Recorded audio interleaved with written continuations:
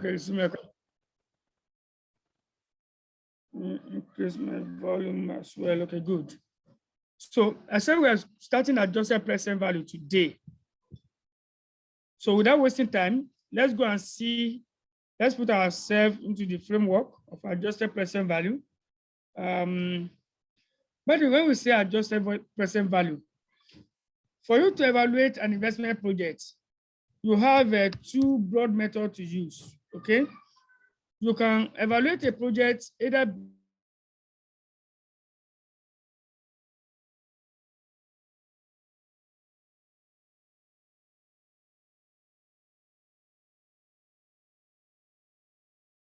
on net present value, that's NPV. And you can also evaluate a project based on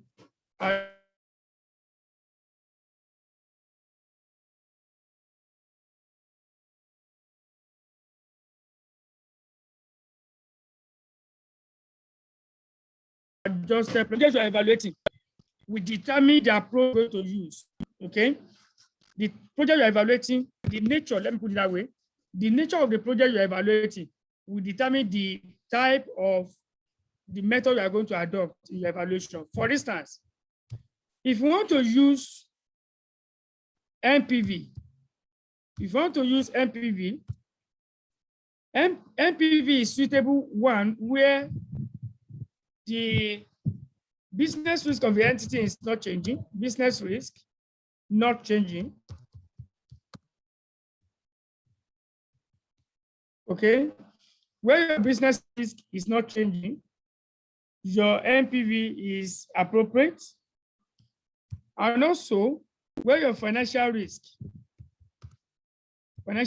is not changing.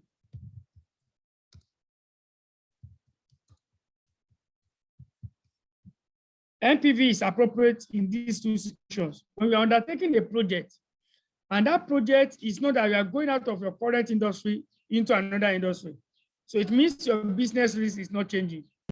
In that circumstance, you can use your net present value approach.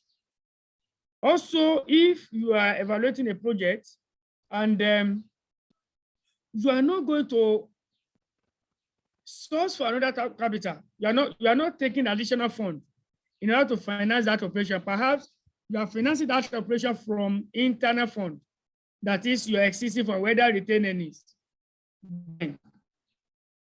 It means financial risk is not changing. Your journey will remain the same in as much as you are not adding additional funds to your existing capital. Your financial risk will remain the same. So it means your financial risk is not changing. So if your project meets these two criteria, then you are using the net present value approach. The reason why I'm saying this is that it is not in all cases that the question will ask you, compute NPV. No. The question can just tell you, evaluate this project. Evaluate this project. How will you choose the appropriate evaluation method? That's what I'm explaining here. You have to look at the question and see what type of evaluation method suits a particular question. So you see that the company is not going out of its current industry and financial risk is not changing, then you are using NPV. Now, the chief one anyway is that even though the company is going out of the current industry, the most important is that financial risk is not changing. Even though the company is going out of the current industry, okay, but financial risk is not changing, then still you are using NPV. Please take note. So the most important factor is that financial risk is not changing. The moment your financial risk is not changing, you are using NPV. So whether business is changing or not. Now, what about APV? That's what we are going to. What about APV? For APV, you use APV one when business risk is changing. when business risk is changing, 1. When financial risk is changing, that is 2. When there is issue cost, don't worry, I'm going to explain all this in detail. When there is what? There is issue cost. There is issue cost. When there is subsidized loan. When there is subsidized loan, all this will warrant you using the adjusted present value approach. What are we saying here? When you discover that a company wants to undertake a project, but that project will be undertaken in a different industry entirely. So business risk is changing. Obviously, your business risk is changing. Now, and the company, maybe the company does not have enough capital. So the company wants to source another fund externally, whether in the form of equity or by issuing debt in the form of bonds or debentures, in order to get additional money to finance that project. Now, it means your financial risk is changing. Okay? It means your financial risk is changing. 2, when there is issue cost, of course, if you want to issue additional fund, for instance, you want to issue equity, you are going to incur issue cost. Issue cost in the sense that for every public company, it is expected or it requires statutorily that for you to issue equity, you must make publication to the public via newspaper. Isn't it? Via newspaper. So that is an issue because you pay for the adverts. You pay for the adverts. Do you understand? So whenever you are issuing an additional company, obviously there's going to be issue cost. Now, sometimes it may be that you are getting a loan at a subsidized rate in order to finance that project.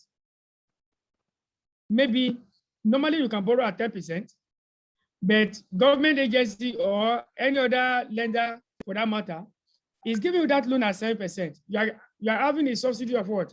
Of 3%. When you have all this, then you are using adjusted present value, not APV, not NPV. NPV will not be suitable for that kind of project, and I'm going to tell you why. Now, the most important factor, once again, here is the fact that financial risk is changing. Let me just paint this one so that that's what I'm talking about. Okay? This is the most important. Even though my company is not going out of my current, but I'm borrowing to finance that project, then my financial risk is changing. Even though I'm not having subsidized loan, I borrow from normal source or I take equity, my financial risk is changing. So the more appropriate method of evaluating such a project is the adjusted present value method. Now, I want to believe that by now, you know where to use adjusted present value, and you know where to use net present value. Who does not know? Let me hear your opinion on this before we continue. Let me hear your opinion on this before you continue. Is there any problem on this?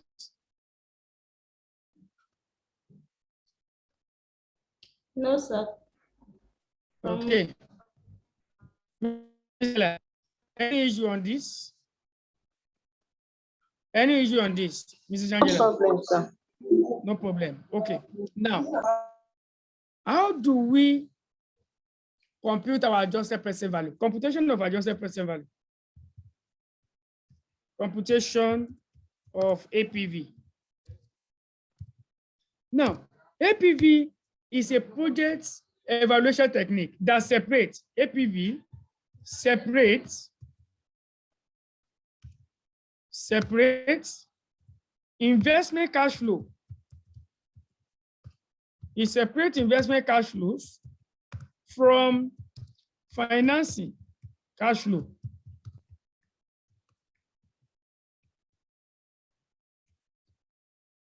APV separate what? Investment cash flows from financing cash flow. So mathematically, it is given as APV is equal to base case NPV plus PV of finance effects cash flow. Finance effect cash flow. This is the formula for APV. Now, what do you mean by investment cash flow? And what do you mean by financing cash flow? Investment cash flow are cash flow that will arise irrespective of the method of financing that project.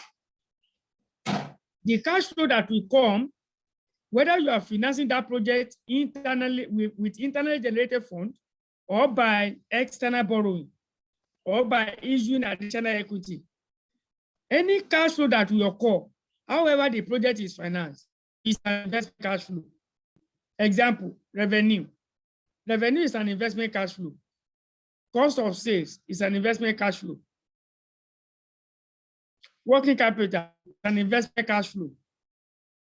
Variable cost, specific fees cost, capital allowance, tax saving capital allowance. All these are investment cash flow. So whether you are taking additional capital to finance that operation, or you are financing the operation from your existing fund, those cash flows will come up. That is why we categorize them as what? As investment cash flow.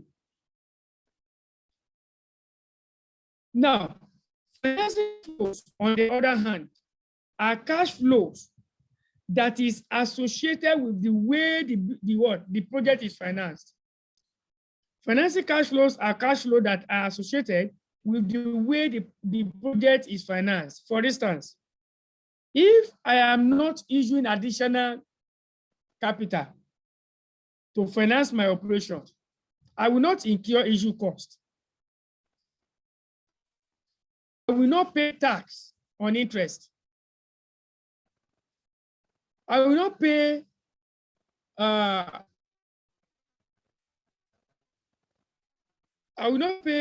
tax on subsidized loan. So all these are what? They are cash flows that are associated with finance. Those cash flows are not coming up as a sort of the project you are doing. They are coming up as a sort of the way in which you have financed that project. So for you to compute APV, there is need for you to sort your investment cash flows and your financing cash flows separately.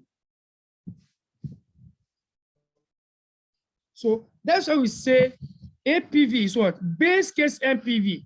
What is base case NPV? That's the next one. What is base case NPV? Base case NPV. That is a BCNPV. Base case NPV. Base case NPV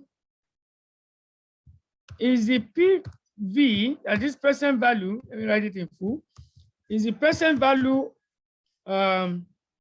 obtained when investment cash flows,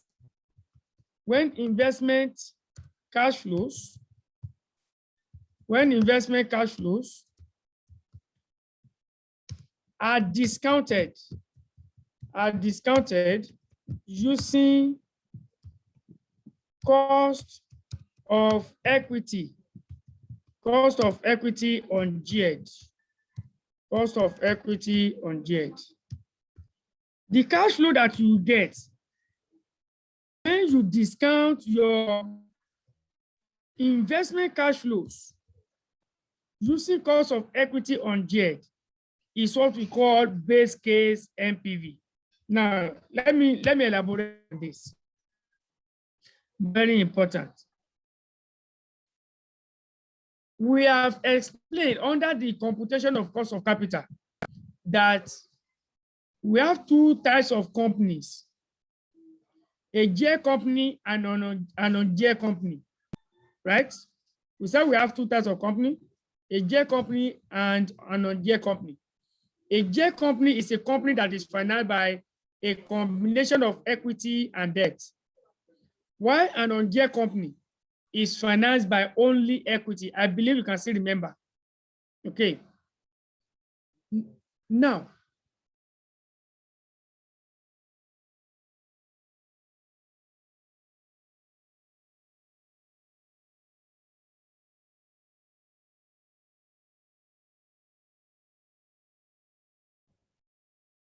a company is financed with only equity. What type of risk will the business face? Let me hear from you.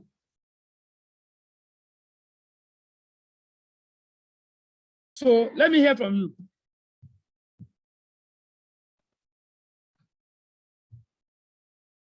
Hello?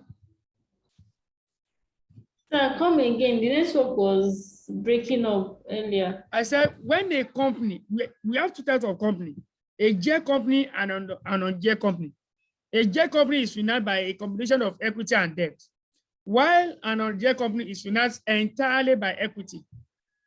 Now, I'm now saying that a company that is financed by equity alone, what type of risk will the company face?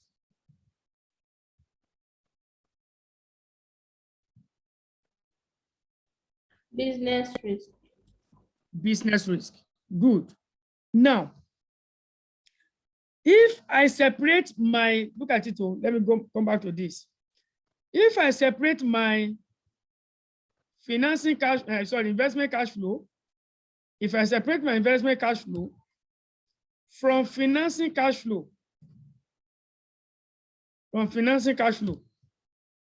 what cost of capital do you think is best for me to use to discount this investment cash flow, knowing fully well that investment cash flow does not have any element of debt?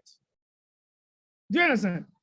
Investment cash flow does not have any element of debt because you have already separated financing from investment. So you now have two separate cash flows: financing cash flows, investment cash flows. The financing cash flow is the one that is associated with your debt and equity. Okay, that one is having debt.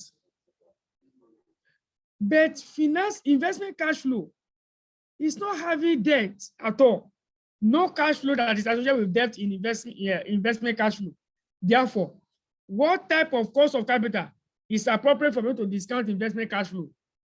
I want to make it an interactive class so that you can at least understand the concept we are trying to discuss here. I don't want you to cram anything.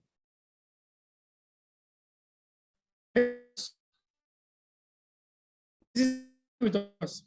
I've not heard your voice. Angela, are you with us, man? Okay. It's breaking here. It's breaking. Yes, Sorry about that. Yes, sir, it's breaking. What do we do? Okay. Let me log out and log in again. No, don't worry. Don't worry, sir. Let's continue. Don't worry, continue. Okay. The breaking is not that serious. We can still manage it. All right. All right. So when you have cash flows, that are not having debt, that are not having any element of debt, for you to discount that cash flow, you are using a cost of capital that is not having debt as well. When you compute the weighted average cost of capital, WACC, your WACC is having an element of equity and debt, right? Yes. Now, it means that you cannot use WACC to discount investment cash flow. You have to use cost of equity. You have to use a cost of capital without element of debt, and that is cost of equity on yield. Okay, that is cost of equity on yield. Therefore, for you to discount investment cash flow, you will discount it using cost of equity on yield. Okay, and when you discount it using cost of equity on yield, the value that will come up is what we refer to as the base case NPV. So in other words, discounting investment cash flow using cost of equity on yield will give you your base case NPV. We give you your base case NPV. Now, that base case NPV,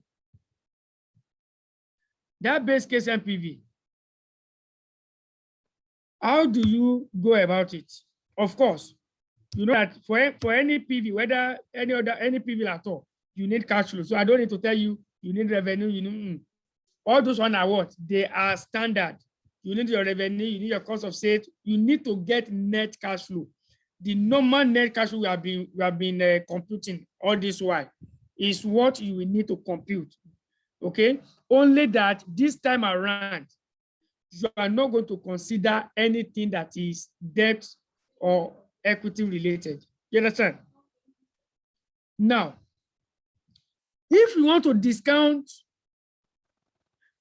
base case cash flow, investment cash flows, how do you compute your cost of equity on yield? Now, that's the next one. Computation of cost of equity on yield. That is KEU. How do we compute cost of equity on yield? It depends on the information given to you in the question. Now, the information the examiner can give to you are: one, the question can give you beta of assets. I think I have it down here. Let me see. I think I've done it before here.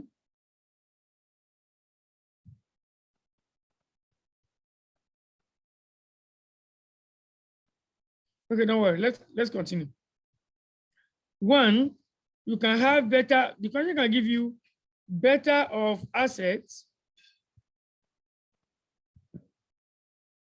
Beta of assets of the projects, or let me say of the industry where the project is to be undertaken.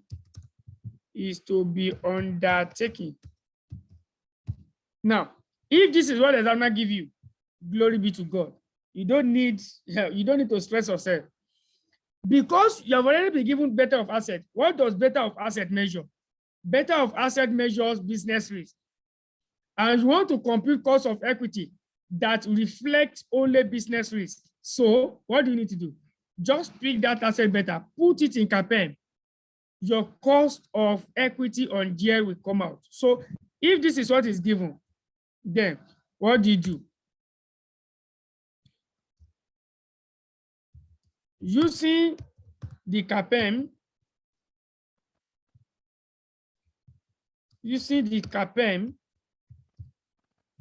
compute cost of equity on yield. This is the first scenario you can have. And if this is good, this will lessen your work. If you look at the question, and you see that the question has given you beta of asset of the industry where the project is to be undertaken, then just pick that beta of assets, put it in the CAPM formula, you get your cost of equity on yield. That's all. Now, two. If you are given beta of equity of a proxy company, you are given beta of equity of a proxy company. I don't know to tell you what a proxy company is again. I've been saying this in many occasions. So you don't need to, I don't need to bother myself on that anymore. Now, if you are given better of a proxy company that is already in that industry where you are going into, what do you need to do? You will need to, one, ungear this better of equity first. Okay, ungear the better of equity using the gearing of the proxy company, using the gearing of the proxy company. That's one. Thereafter, when you ungear, what will you have? That is compute the asset better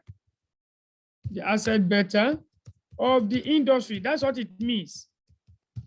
By the time you ungear the better of equity of the proxy company, it means you have eliminated financial risk. You are now left with what? Business risk. And business risk is applicable to all companies in the industry. So thereafter, what do you do?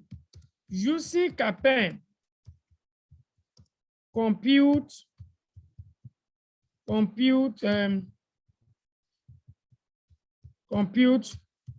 cost of equity ungeared. That's a KEU. That's the second thing. You cannot have all these ones in one question. You will have one of them. So I'm just doing this so that whichever one is given to you, you should know how to go about getting your cost of equity ungeared. Okay. Now, number 3. The third one, the question can give you cost of equity geared. That is KEG. What does this mean? Cost of equity geared is the cost of equity of a company that is already in that industry, but the company is having debt. That's what we call cost of equity geared. You are going into that industry, and the question already gives you the cost of equity of a company in that industry, but that company is having debt. Since it is having debt, the cost of equity will be a geared cost of equity. But what do you need? You need ungeared cost of equity.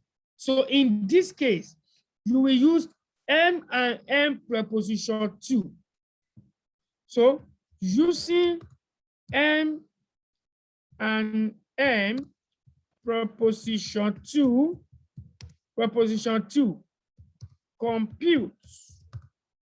compute cost of equity ungeared,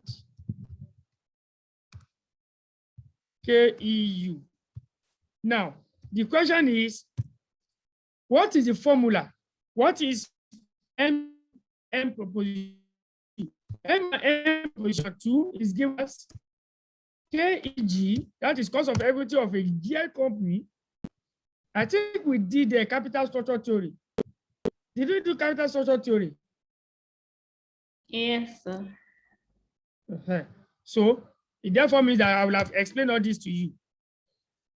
KEG is cost of equity of an ungeared company. And the M and N proposition 2 is saying that cost of equity of a geared company is equal to cost of equity of an ungeared company plus cost of equity of an ungeared company minus cost of debt. What type of cost of debt? The cost of debt is pre-tax. Pre-tax cost of debt, not post-tax. Minus cost of debt times market value of debt, 1 minus tax rate 1 minus tax rate all over market value of equity. So what do we want to get? We want to get KEU. You can see it. So if they give you cost of equity J, you can use the information of the J company that is having this cost of equity to derive the cost of equity of an on-J company. We are going to see this. I think we have a question that addresses this. That was November 2019 question number 1 for 40 marks. Yes, November 2019 question number 1 for 40 marks. We're going to solve that question together. You see how we apply this. Now, next one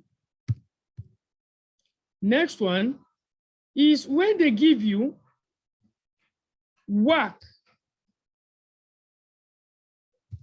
They give you WACC A.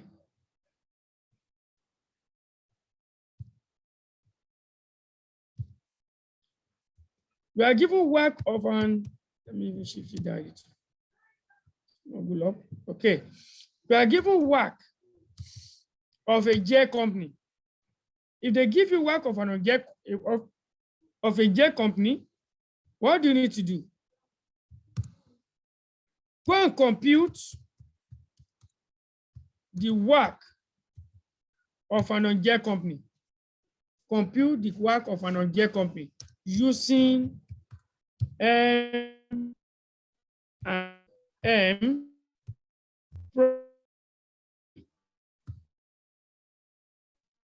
When I was discussing this topic with M and M, I told you that it is the application of the theory that you need, not all those computation we have there. You need the application. And that's what we are doing right there. Now, don't forget. Okay, I've even done all this one before here. Now, don't forget that WACC of a J company, I think I have it here. This is the formula here. Let me copy it here. M and M proposition 3. This M and M proposition 3. This M and M proposition 3. WACC of a J company is equal to WACC of an on-J company into bracket 1 minus DT over value of equity plus value of debt. Oh, close the bracket. Now, DT is your market value of debt multiplied by tax rates.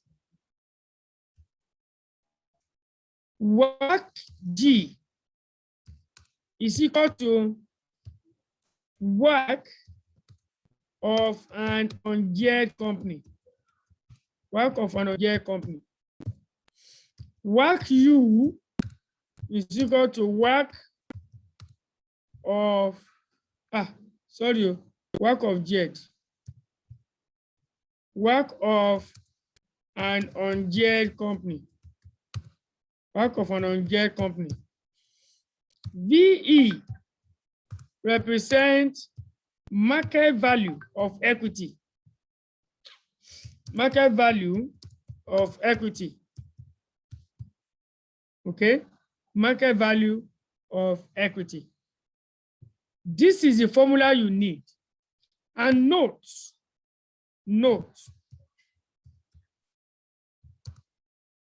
WACC of an on-J company is equal to cost of equity of an on-J company.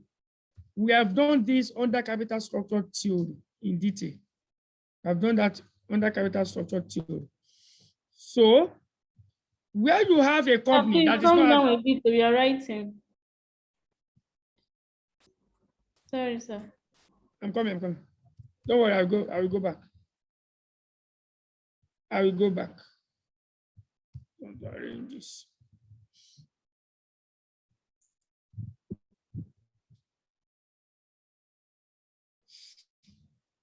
So, where you have a company that is not having debt, the cost of equity of the company is the same thing as the WACC.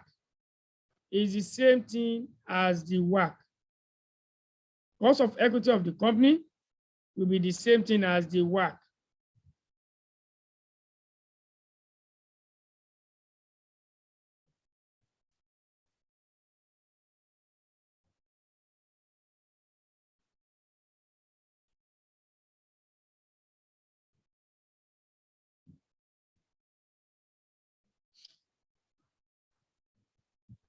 Are you done writing? Or we are still writing? Still writing, sir. Okay, quickly complete that. Let's move on. By now, you should know where to use APV, where to use NPV. They are not, how would I put it? They are not correlated. Okay, they're not correlated. Or it's where you say, oh, you can use either of the two. No, you can't use either of the. You can't use either of the two. You have to use the one that is what? That is applicable to the scenario that the examiner presents to you. That's it. I'm done, sir. You are done, okay. Now, Mrs. Angela, Mrs. Chui, are you done too?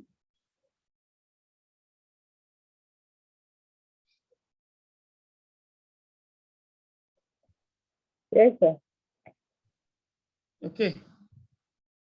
Now, that is how to compute base case NPV. Is that aspect, that's the first aspect of APV, base case NPV. And I've explained the procedure for the computation. Is that well understood now? Is it well understood?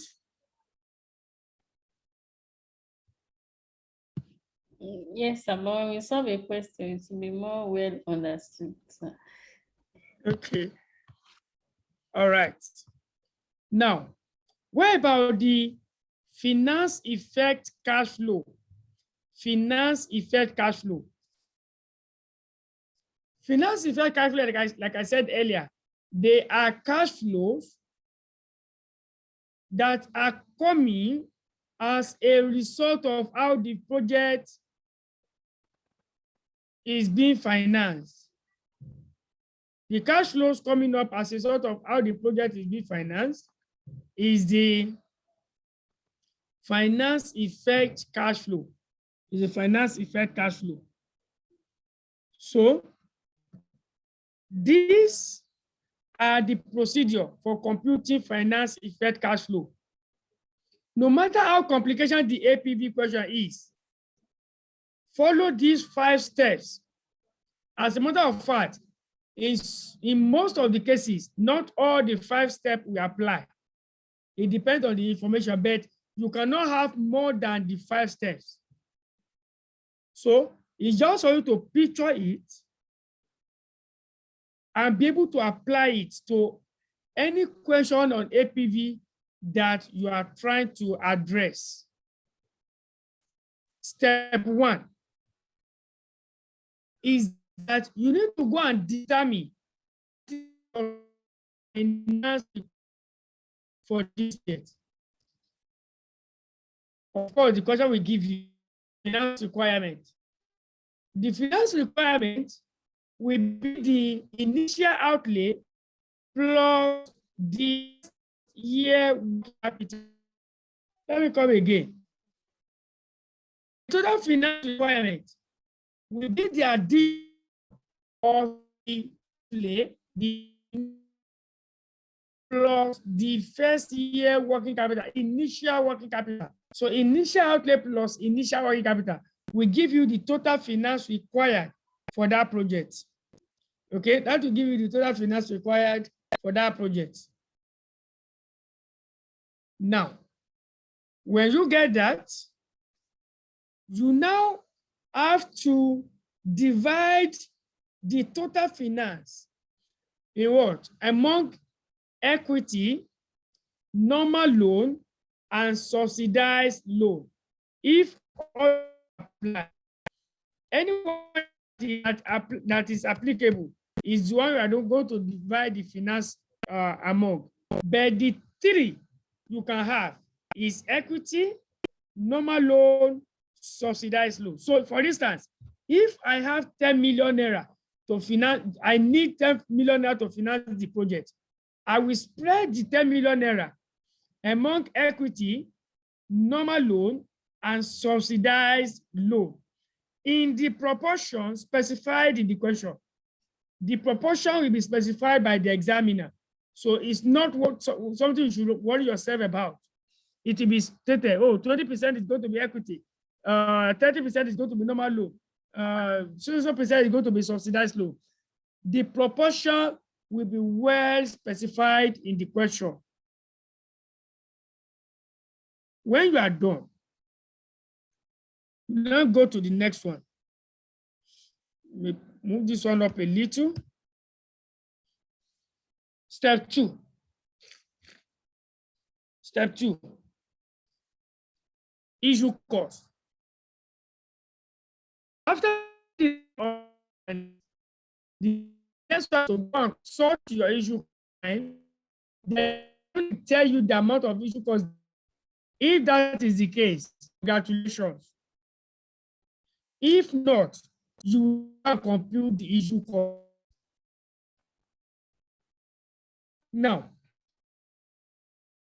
if you are to compute the issue cost, 2 formulas may be used depending on the requirement of the examiner. Formula number 1 is issue cost is equal to percentage issue cost all over 100% minus percentage issue cost times finance required. For instance, if I want to compute issue cost on equity, it will be percentage issue cost of equity all over 100% minus percentage issue cost on equity times finance required. And you will use this formula where the question tells you that issue cost is on gross. Very important. Before you use this formula, watch out for this word, gross. This one here, gross. That gross there is very important. The moment you see gross and issue cost is not given in the question, you have to compute it. This is the formula we are going to use to compute that issue cost. Now, the second one, issue cost is equal to percentage issue cost times finance required. The moment you don't see gross in the question, if there is no gross, you use the second formula here. That's the best approach. These are the two ways you can compute your issue cost. If issue cost is on gross, use the first one. If the question does not tell you issue cost is on gross, forget about the first one, use the second one. Don't wait until the question says, oh, issue cost is not on gross. No. That's not what I'm saying. The moment the question does not tell you that issue cost is on gross, then it is assumed that issue cost is not on gross. And let me tell you the meaning of that gross I'm talking about so that you understand what I'm saying. If I need a fund, and the fund I need is 10 million naira, and I like millions, so that's why I always talk in million, even though I don't have million yet, but I know I'm going to have millions. So I love giving myself hope. I talk in millions. So I need 10 million naira to finance a project. And for me to get this fund, I will incur issue costs of 500,000 naira, 0.5 million. Now let me ask you, if I want to source for fund to finance that project, how much should I source? Answer me. Can you answer me? I need 10 million naira to finance a project. But for me to get that 10 million naira, I will have to incur issue cost of 0.5 million. So all in all, how much should I source to finance that project?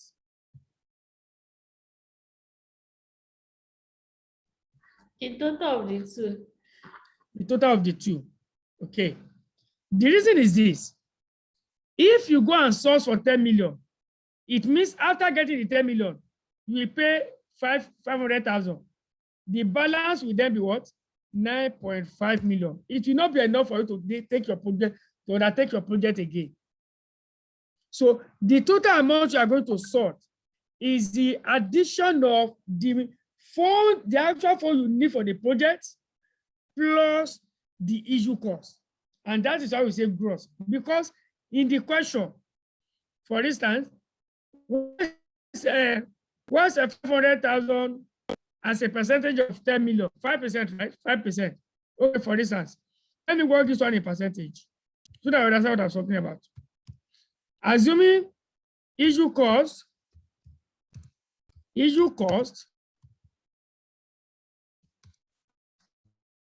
5% is 5% of the gross finance required. Of the gross finance required. Okay. That issue cost is 5% on gross finance required. This is not my gross finance. This is not my gross because this is the fund I need to do my project. So if I want to compute my issue cost, I cannot say 5% as 10 million. It will be totally wrong. Okay, it will be totally wrong. What I will do is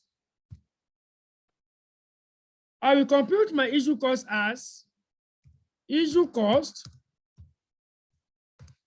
is equal to 5% all over 100% minus 5% times 10 million. That's what I'm going to do. That's what I'm going to do. So issue cost will then be equal to 5 all over 95 times what? Times 10 million. So that will be what? 5 over 95 over 10 million.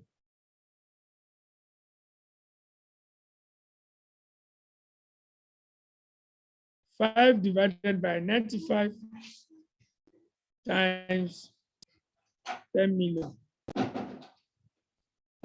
526,000. 526,000.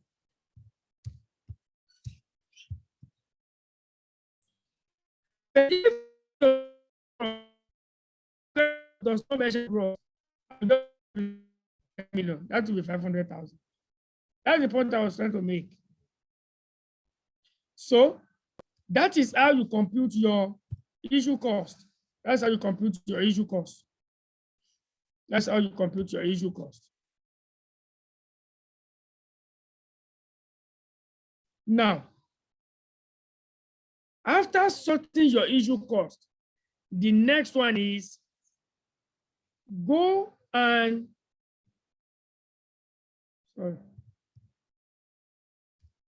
now let me tell you also that issue cost is zero. Why? Because you are paying the issue cost immediately. You are paying the issue cost immediately. So it's a year zero cash flow. It's a year zero cash flow because you are paying it immediately. It's a year zero cash flow. Okay? You pay it immediately. Now, that's how I put year zero there. Having sorted issue cost, you now come to tax saved and issue cost. If issue cost is allowed as an expense in your income statement, it will reduce your taxable profit. Consequently, your tax payment is going to reduce. Okay? Consequently, your tax payment will reduce. It therefore means that anytime you charge issue cost to your profit or loss account, you are saving tax. So you need to compute tax saved on that issue cost. However, you are listening to the question. The question can tell you that issue cost is not tax allowable. If it's not tax allowable, step 3 will not be necessary. If issue cost is not tax allowable, step 3 will be necessary. You go to step 4. But if the question says issue cost is tax allowable, then you sort your tax on issue cost. If, however, the question is silent, the question does not tell you issue cost is tax liable, and it does not tell you issue cost is tax liable, then my assumption is that I will assume that issue cost is not tax liable. It is not standard. That is what I use, so that I will skip note 3. Okay, so that I will just skip that note 3. Okay, I will sorted tax saved on issue cost. You go to tax saved on interest. You go to tax saved on interest. How do you compute your tax saved on interest? You compute your interest on normal loan. You compute interest, you add it together. Whatever it gives you, multiply by the tax rate. So that's what we have here. Tax saved on interest. What's our total interest? Interest on normal loan is normal loan times interest rate of normal loan. Interest on subsidized loan is subsidized loan times interest rate on subsidized loan. That will give us the total. So tax saved at tax rate. So we have total interest times tax rate. And that is going to be from year 1. If your tax is paid in relevant year, don't worry. We are going to be explaining all those ones. The most important one is for you to be able to sort these cash flows.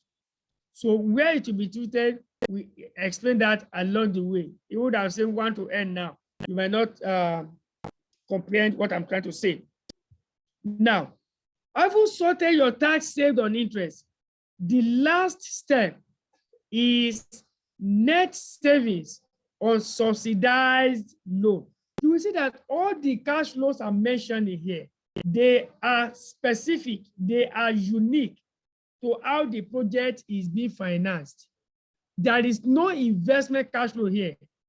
The same way there is no what? Financing cash flow in investment cash flow. You are separating the two. You are separating the two. Now, net savings on subsidized loan.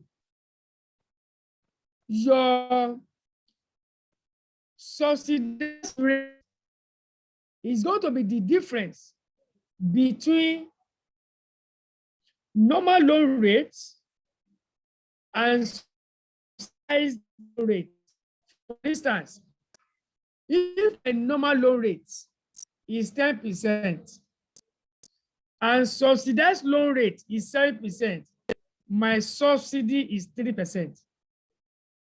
If I can borrow at 10%, but someone is giving loan at 7%, it means the person is giving me what? The person is giving me subsidy of 3%. However, if I'm given subsidy of 3%, what implication will it have on my profit? The implication of my profit is that my interest payment, the interest I'm charging to my income statement will be lower. Consequently, my taxable profit will be higher and my tax liability will be higher. So the moment you get subsidized loan, the consequence is that your tax payment will increase, because whatever you are saving on that subsidized loan, you are going to pay tax on it. Your taxable profit is going to increase by that same amount. So your tax payment will increase. So for you to get your subsidy, you will remove the subsidized loan rate from the normal loan rate to get what? To get this. So this is the gross. But you have to pay tax on what you are saving. So what you are saving is 1 minus tax rate. You are paying tax on it. So just convert it to 1 minus tax rate. So equals gross interest saved, that is the percentage, times the subsidized loan amount. Okay, so And that's going to be from year 1 to end as well. Finance effect cash flow should be discounted using either risk-free rates, or pre-tax cost of debt. Now, if you discount investment cash flow using cost of equity on year, it's not appropriate for you to take cost of equity on year again to be discounting finance effect cash flow. No, because investment cash flow is associated with business risk, but financial cash flow should be associated with risk. So you need cost of capital that reflects financial risk. And the cost of capital that reflects financial risk is either your risk rate or your pre-tax, not post, pre-tax cost of debt. Okay, or pre-tax cost of debt. These are the procedure for computing finance effect cash flow. So, well, after computing them, discount them using whatever cost of capital you have chosen. Whatever the value they gave to you, go and add it to what?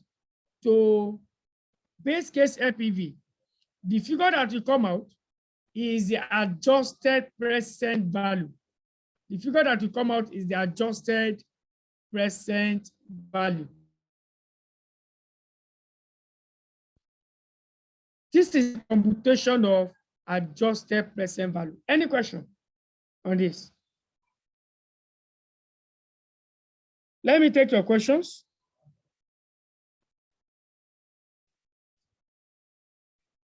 Let me take your questions, please.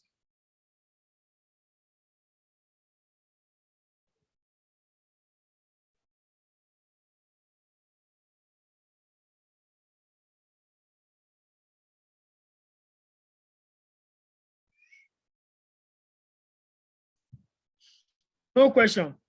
Okay. Let's go and look at the question, whether we can solve the question here or we just go through it. We can solve it tomorrow if it is too late.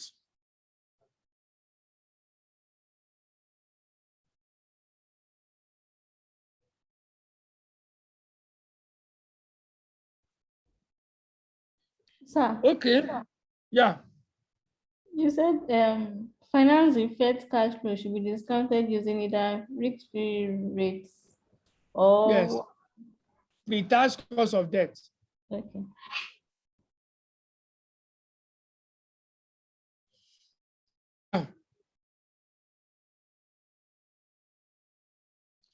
Required. Calculate the expected net present value and adjusted present value of the proposed investment. B, discuss briefly the validity of the views of the two managers. Use your calculations in A to illustrate and support the discussion. Okay, let's see. The financial management team of PSC is discussing how the company should appraise new investment. There is a difference of opinion between two managers. Manager A believes that the net present values should be used as positive NPV investment are quickly reflected in increases in company's share price. Manager B states that NPV is not good enough as it is only valid potentially restrictive conditions and should be replaced by APV. TAMPEM has produced the following estimates of relevant cash flows and other financial information associated with a new investment. These are shown below. We have all our figures in thousand sterling. Investment pre-tax operating cash flows. Investment pre-tax operating cash flows. We have 1,250, 1,400, 1,600, and 1,800. Note, 4 million pounds payable immediately, including 600,000 for working capital and 400,000 for issue costs. 300,000 of issue costs is for equity, and 100,000 for debt. So issue cost is 100,000 for debt. Issue costs are liable. That issue costs are not liable, meaning that step is not necessary. The investment will be financed 50% equity, 50% debt, which is believed to reflect its debt capacity. Expect companies gearing after the investment will change to 60% equity, 40% debt by market value. The investment equity beta is 1.5 and 8% fixed rate in debenture.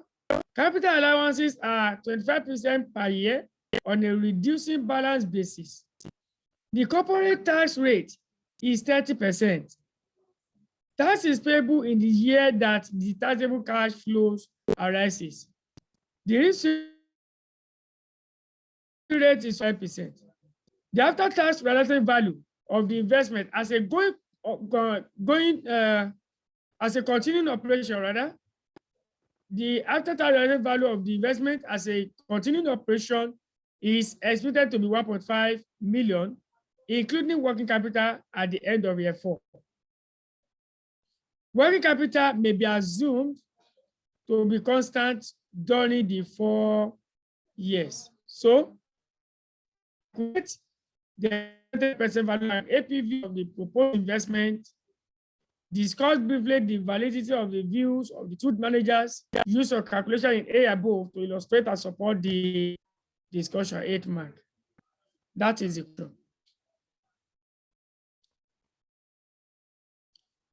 Now, to solve this question, let's go and start it. Even though we did not complete it today, we'll complete it in our next class.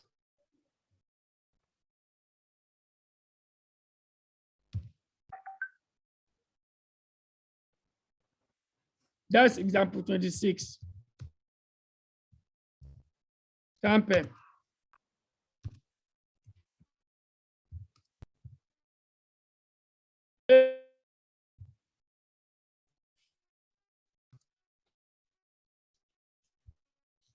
Computation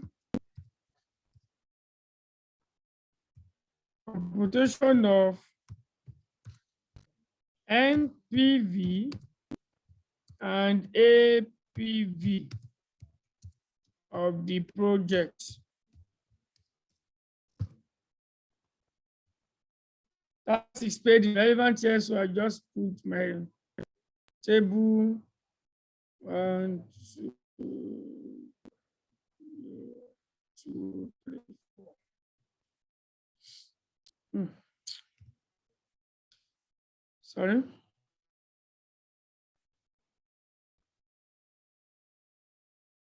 Zero, 1, 2, 3, 4. Okay. So I have my year.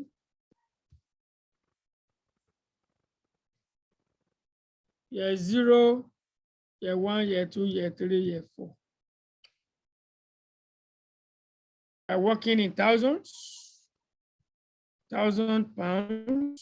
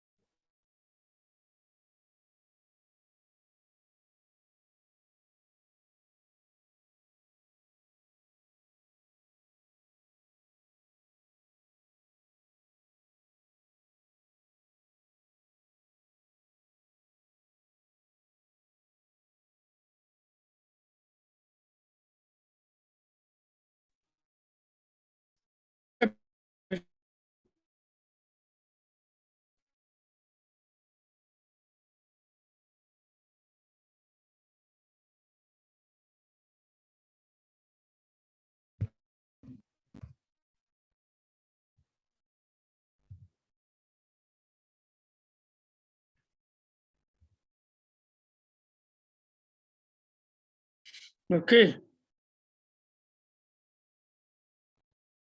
In year one, we have returns cash flow. Returns cash flow. What are the cash flows we have?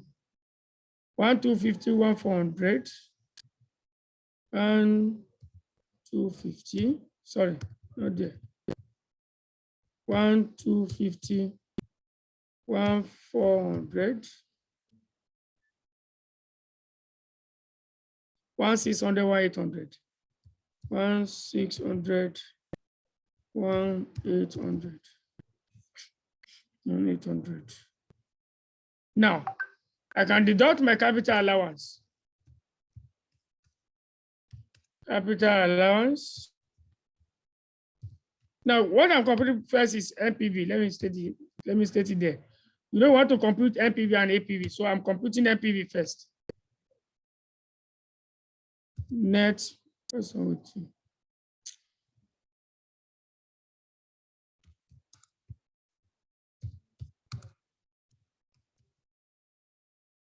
Net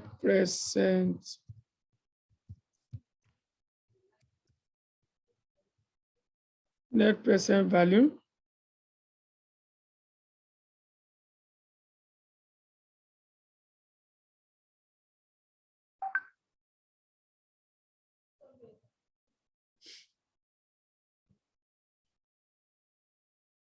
remove this thing.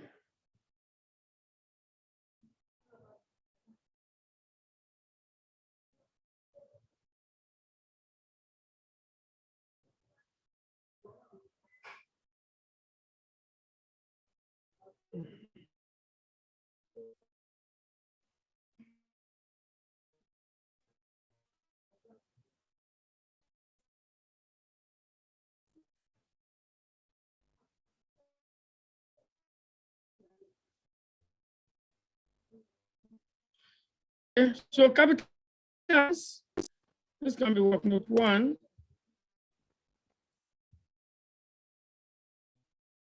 How is our capital allowance computed? We have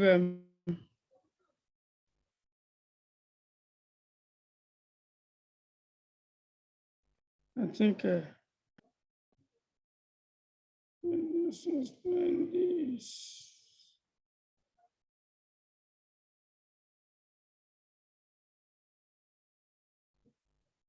Capital allowance at 25%, reducing balance basis. Now, which of the investment we enjoy capital allowance? Let's go and see.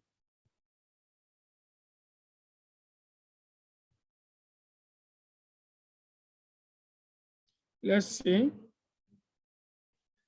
The investment will cost 5.4 million naira, payable immediately, including 600,000 for working capital and 400,000 for at it. The total investment is this. Out of this, 600,000 is for working capital.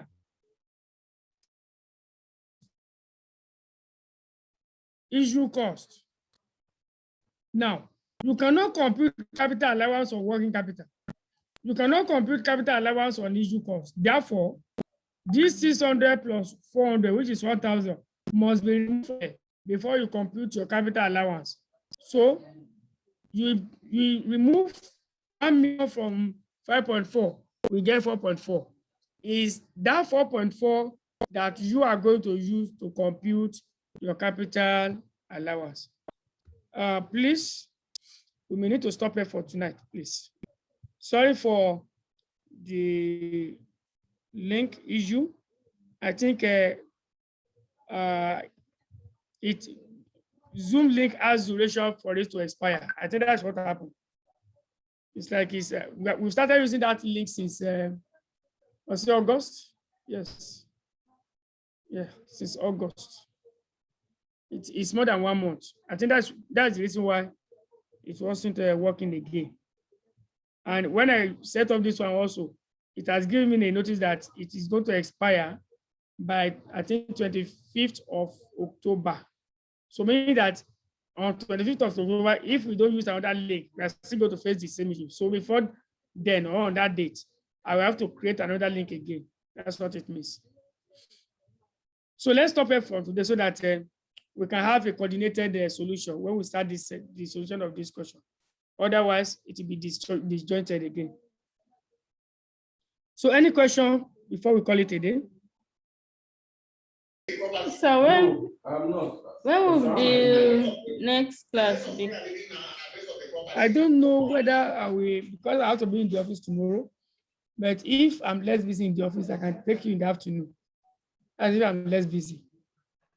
So if not, then that is Monday. Okay, sir. Thank you, sir. Mrs. Angela, Mrs. Chiwe, any question, please?